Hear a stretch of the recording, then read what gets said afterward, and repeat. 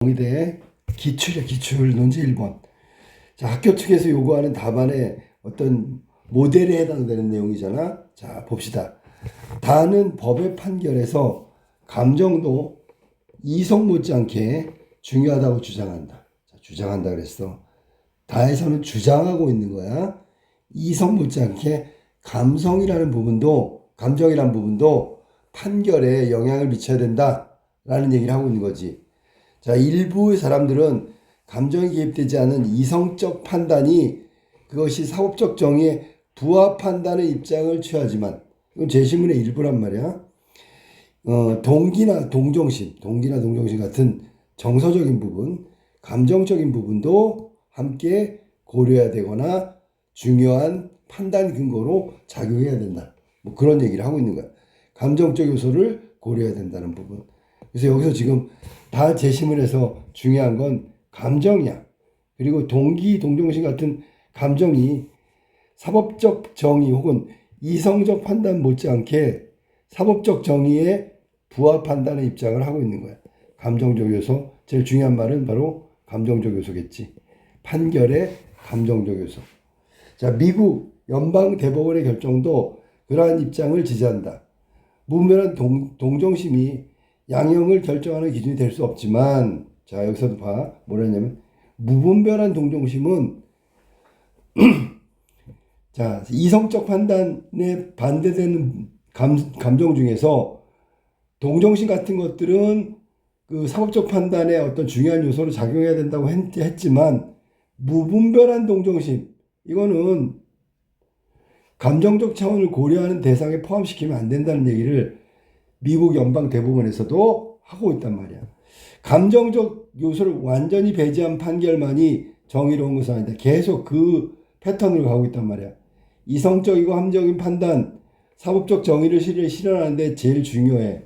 그런데 그것만 갖고는 온전하지 않다고. 거기에 들어가야 되는 건 감정적 요소가 작용을 해서 보다 합리적이고 이성적이고 그 올바른 판단을 해서 그 다음에 그게 사법적 정의를 실현하는 목표에 가깝게 갈 수 있다. 그 말을 하고 있는 거예요, 지금. 그래서 감정적 요소를 완전히 배제했다면 그것은 잘못된 판단이 될 가능성도 있다는 우려를 하고 있는 거죠. 우려하고 있는 거예요. 감정적 요소를 완전히 배제하면 안 된다는 얘기를 하고 있고요. 정의를 실현을 위해서는 이성적 판단도 중요하지만 감정적 요소도 거기에 일부 영향을 미쳐야 된다. 그런 얘기를 하고 있어. 그 다음에 다는 상황적 맥락과 감정적 요소를 함께 고려한다. 이것이 중요한 거고 사법적 사례를 통해서 감정의 중요성을 강조하는 입장을 취하고 있다. 그래서 여기까지가 지금 다에 나와 있는 내용이야. 그러면 지금 문제가 다를 바탕으로 가나에 제시한 입장을 평가하라고 그랬기 때문에 기준점을 얘기했어. 자, 사법 정의를 실현하기 위한 올바른 판단은 이성적 판단에 온전히 의지하는 것보다는 감정적 요소도 개입해야 된다. 그래야지 올바른 판단을 하는데 더 가까이 갈 수 있다. 뭐 이게 핵심이란 말이야. 그리고 한마디로 얘기하면 이거지. 감정적 중요성을 강조하고 있는 거지. 자, 여기까지가 기준이 되는 다 제시문의 내용이고, 다의 관점에서, 이게 바로 바탕이란 말이야. 이게 기준점이야. 다른 판단의 기준이 아니라 다와 같은 판단의 기준으로 본다면 거기 나와 있는 가는 어떨까? 가의 상황은 일단 결론내서 부정적이다. 그러니까 여기는 감정적 요소가 배제됐거나 지나치게 이성적 판단에 의존하거나 뭐 이런 상황이라는 얘기겠지. 가에서 이성의 원칙에 충실한 인지과정, 이게 이성적 판단이고 논리로만 생각하고 있단 말이야. 진실에 근접할 수 있다고 주장한다. 이거 정반대로 배치되는 거지. 자, 가하고 다는 정반대 입장이란 말이야. 당연히 그러니까 비판하고 부정하겠지. 그치? 자, 이 주장에 따르면, 이 주장은 가 주장을 말하는 거고, 가 주장에 따르면 상상이나 감각을 배제할수록, 즉 감정적 요소를 배제하면 할수록 우리가 진실에 접근할 가능성이 높아진다. 이 말은 사법 정의가 실현된다라는 거하고 동일한 의미겠지. 감정적 요소가 정확한 인지와 판단을 방해한다는 입장이다. 이것도 역시 마지막에 핵심적인 문장이 바로 여기에 있단 말이야. 그러니까 제시문을 얘기하면서 결국 마지막에 한 문장을 핵심 문장을 가고 있다는 게 여기서 학교에서 요구하는 답안지의 요 중요한 요소란 말이야. 하지만 다의 입장에서 이러한 가의 주장은 이제 비판 다시 한다. 감정 인간에 끼치는 긍정적인 영향을 전혀 고려하지 않고 있다라는 점에서 비판의 내용이 될 수 있다. 그래서 여기서 짚고 있는 거는 야, 이성 중요한 건 알겠는데 감정도 그에 못지않게 판단의 근거가 되고 사법의 정의를 실현하고 올바른 판단의 기준이 될 수 있어. 근데 전혀 고려하지 않고 오히려 해악이라고 얘기하고 있단 말이야. 해악. 그러니까 정면으로 배치되는 내용이라고 볼 수 있겠지, 그지? 자, 다에 따르면 사법적 정의는 감정적 요소와 함께 고려할 때 성취될 수 있다. 사법적 정의의 성취는 바로 감정적 요소의 고려라고 얘기했어. 여기 함께 주목해야 돼. 온전히 감정적 요소가 아니지요. 그렇다면 가에 제시한 내용처럼 오로지 이성적 판단만 옳아요랑 똑같은 주장을 하고 있는 거잖아. 그러면 이건 설득력이 떨어지는 거고 평가의 객관성을 담보하지 못한다. 즉 주관적 평가에 해당된다는 또 다른 비판을 받을 수 있어. 그러니까 여기 함께라는 단어가 들어간 이유가 바로 그거야. 나는 감정적 요소만 무조건 절대적으로 지지하는 게 아니야. 이성적 판단에 감정적 요소가 개입되면 훨씬 더 정확한 판결, 사법적 정의가 실현될 수 있어. 너는 지금 이성적 판단만 중요하다고 얘기하는 거고 감정적 요소는 오히려 방해를 하고 있다고 마치 사법정의 실현에 장애물처럼 얘기하고 있는 거 이거 잘못됐다라는 얘기를 하는 거야. 가는 지나치게 이성적 원칙만을 고려한다는 한계가 있다라고 얘기했어.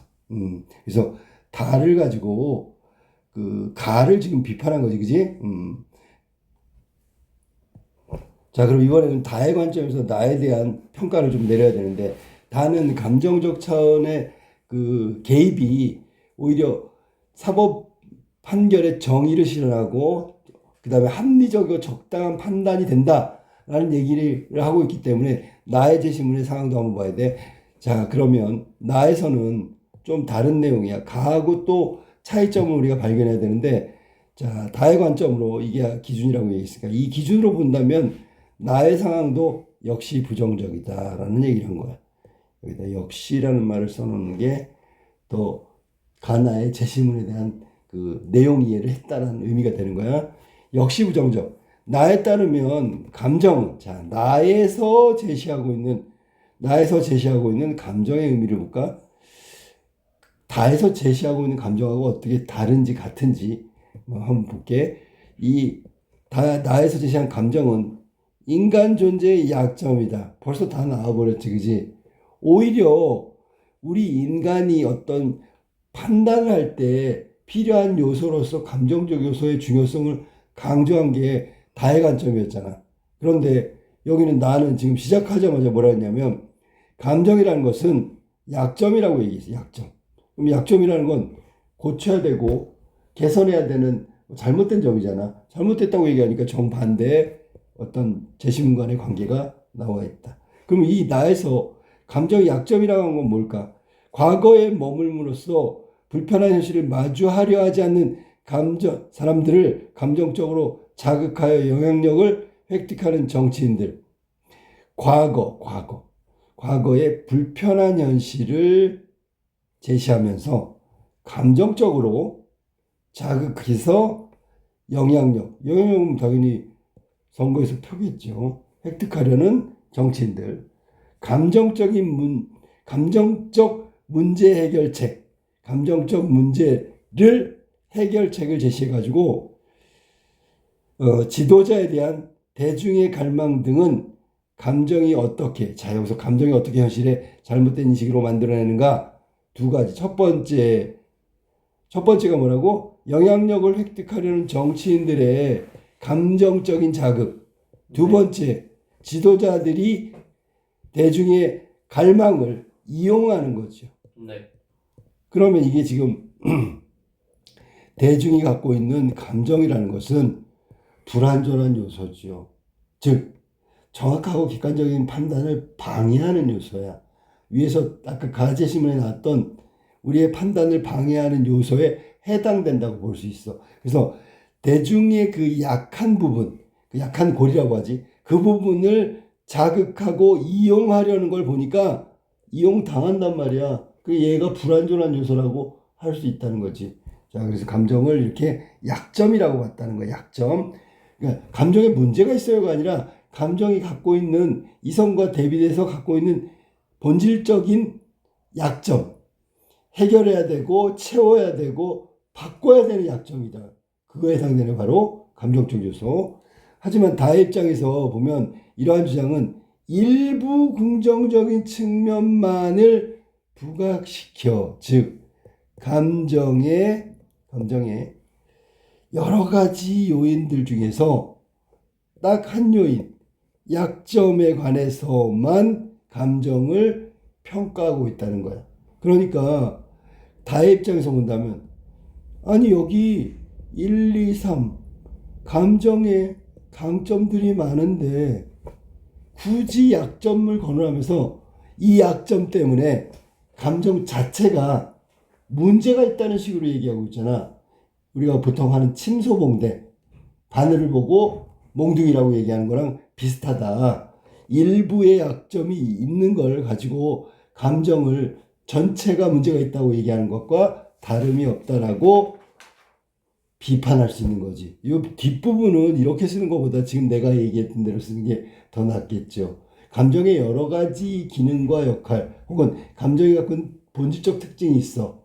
여러 가지 중에는 장점과 단점이 있어.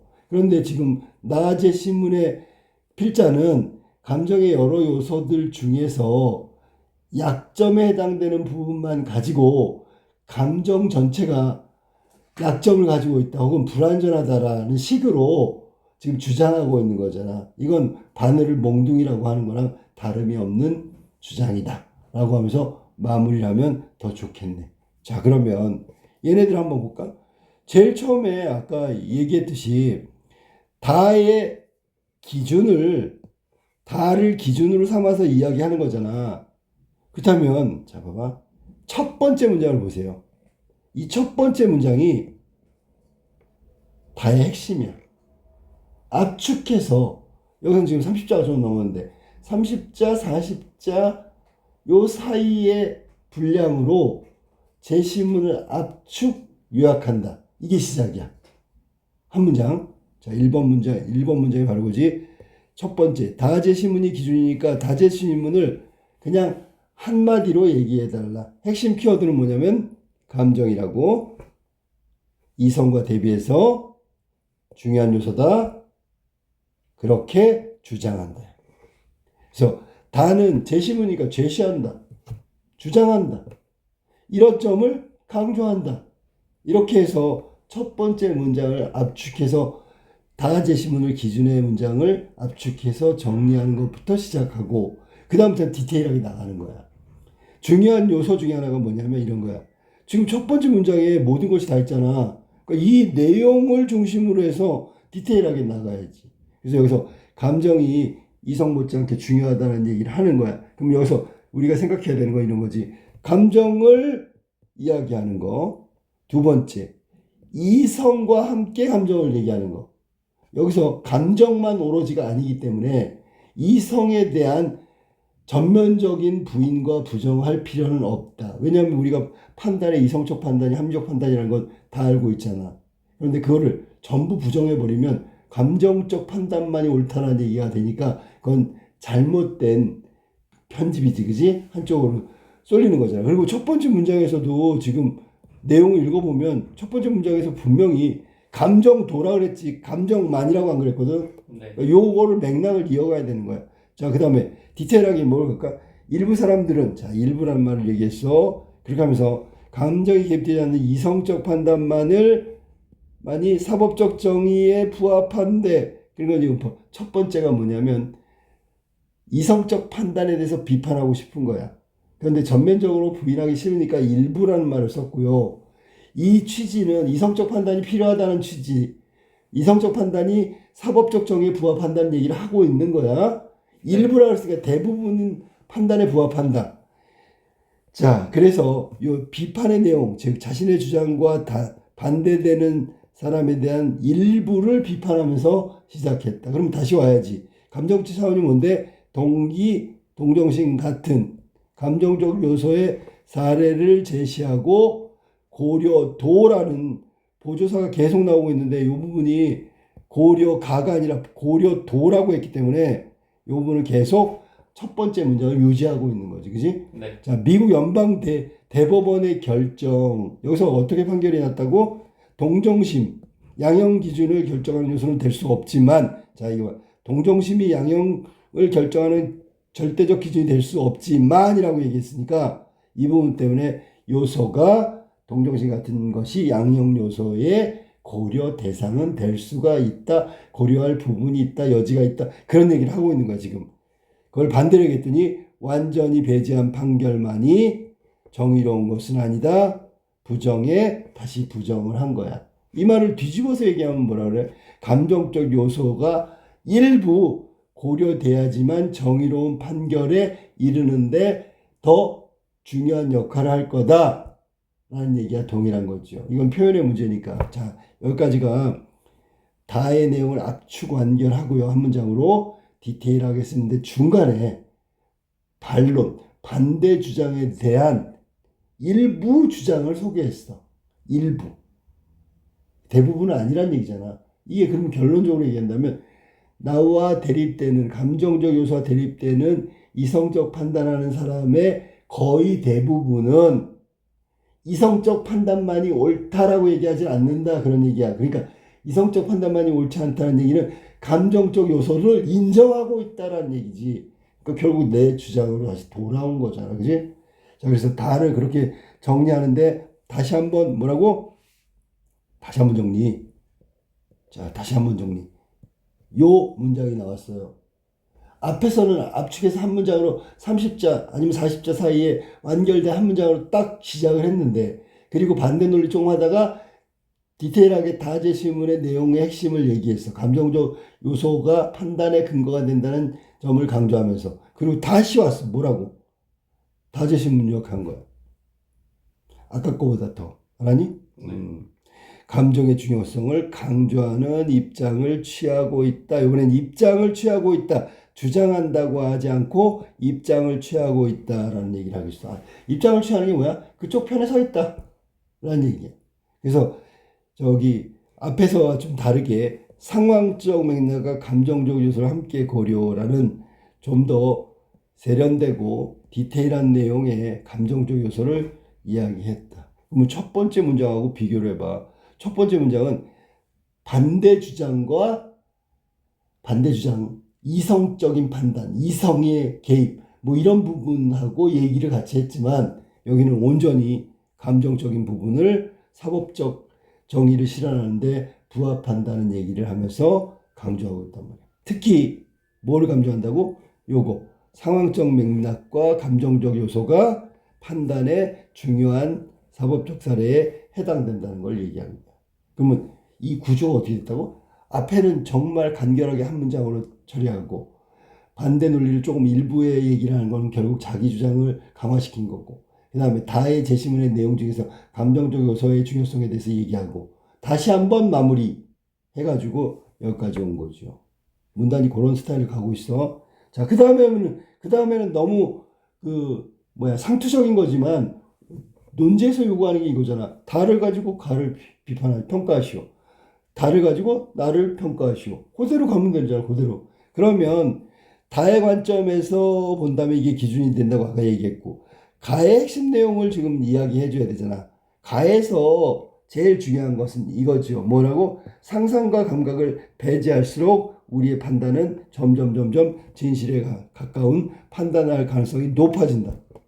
이것도 거기 나와 있는 가제시문의 내용이란 말이야. 그리고 나서 한 번 더 강조했죠. 자, 요게 두 문장 정도로 그 나제시문을 요약한 거예요. 다를 기준으로 했을 때 나를 봐야 되는데 나의 어떤 부분을 볼 거냐지. 네. 이거는 간단하죠. 요 간단한 두 문장이 어떻게 되냐면 이게 같은 건가 봐봐. 상상이나 감각을 배제할수록 이 말하고 감정적 요소가 정확한 인지와 판단을 방해하는 요소로 작용한다. 자, 두 가지는 궁극적으로는 같은 내용이야. 그런데 각각 짚은 건 다르지요. 네. 뭐냐면 감정적 요소의 대표적인 것을 제시해서 배제라는 말을 썼어. 이거 하지 마세요. 그리고 여기는 감정적 요소가 정확한 인지와 판단을 방해한다. 인지와 판단을 방해한다. 일종의 결론적인 문장으로 갔단 말이야. 그러니까 감정적 요소가 도대체 뭐야? 라고 얘기하면 위에 말한 대로 상상하거나 감각적으로 판단하는 거야. 라는 얘기가 되겠잖아. 뭐 이것도 똑같이 해도 돼. 가제시문이 뭐냐면요. 첫 번째 문장을 맨 마지막 문장 걸 써도 된다고. 감정적 요소가 정확한 인지와 판단을 방해한다고 주장하고 있는 거야. 방해한다는 게 사실이라고 확신에 차 있어. 확신한다. 그리고 나서 여기를 다시 와서 가는 이성의 원칙에 충실한 인지 과정만이 진실에 근접할 수 있다고 주장한다. 그래서 이게 마지막 문장에 나와 있는 결론 문장이 앞으로 와도 전혀 이상하지가 않아. 그러니까 앞에서 강조하고 뒤로 갈 거냐, 다 얘기하고 강조할 거냐 이런 차원이야. 그래서 웬만하면 간결하게 압축하고 평가의 근거로 사용하는 게 좋겠어. 왜냐하면 봐봐.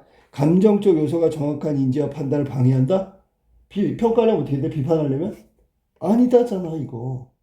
오히려 감정적 요소가 정확한 인지 판단에 도움을 준다고 얘기해야지. 혹은 있어야 된다고 얘기해야지. 그랬나 볼까?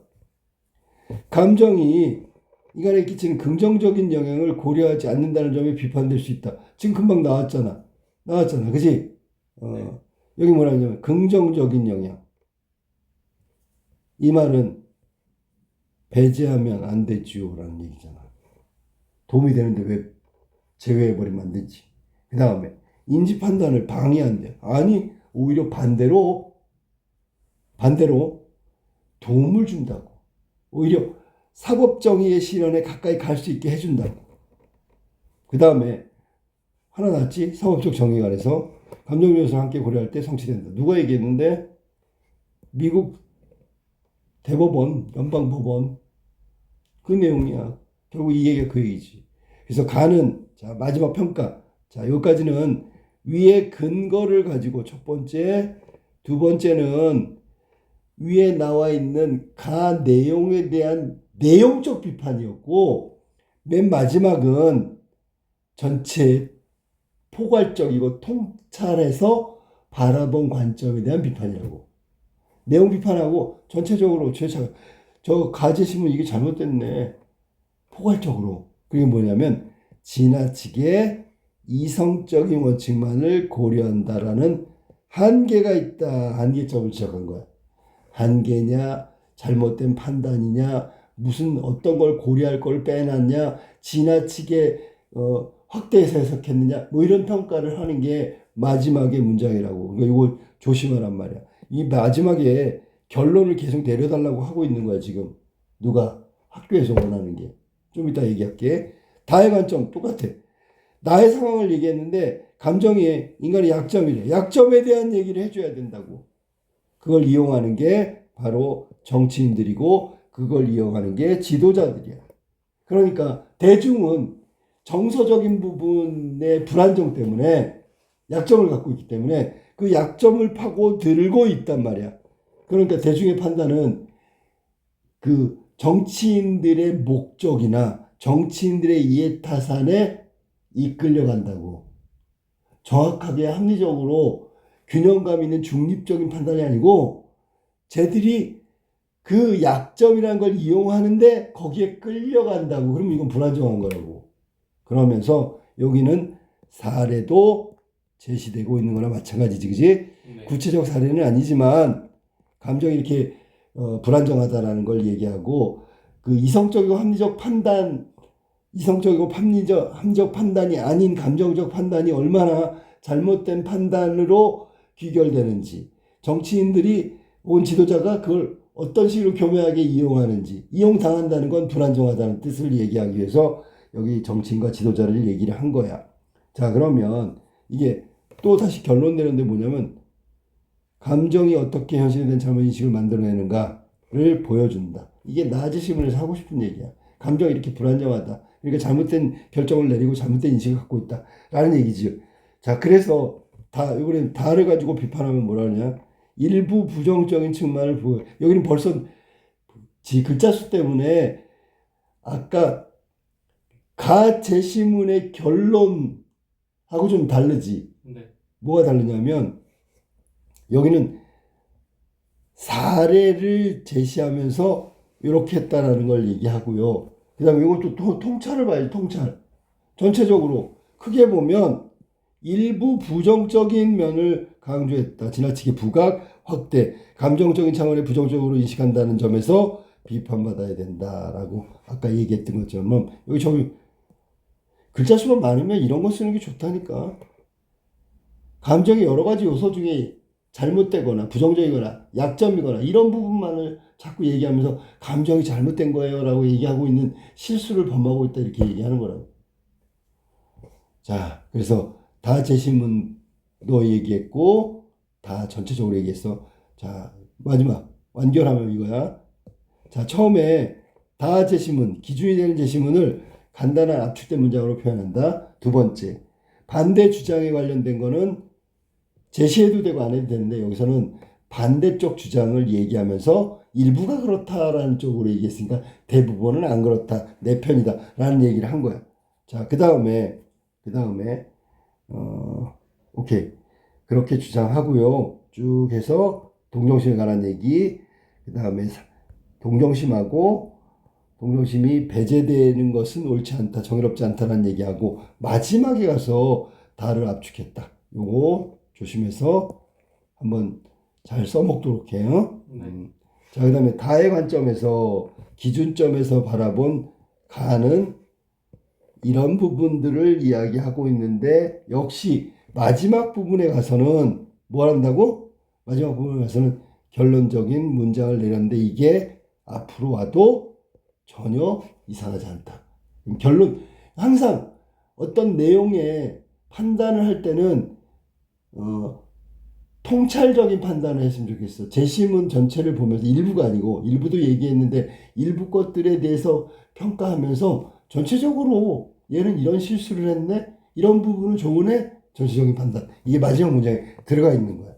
마지막 문장 뭐라고? 자, 뭐라고? 감정적인 요소가 정확한 인지 판단에 방해를 한다라는 결론적인 문장이 나왔고요. 요번엔 또 다로 가야 되겠지. 다 입장에서 가의 주장은 어떤가요? 그랬더니 여기서 마지막에 판단하는 게 이거였죠. 뭐라고? 요거. 아, 미안해. 여기네. 여기부터 이게 통찰이란 말이야. 마지막 부분에 나와 있는 통찰. 부분적인 내용을 이야기하면서 마지막에 가서는 결론이 될 수 있는 문장을 하나씩 탁탁 써준다. 이것도 역시 나에서도 동일한 거란 말이에요. 동일한 게 바로 이 포괄적이고 통찰적인 평가를 내리면서 마무리됐다. 전체 구조가 그런 식으로 돼 있어. 그걸 갖다가 일목요연하게 정리해서 익숙하게 하는 게 좋지. 이 틀에다가 그냥 집어넣는 거야.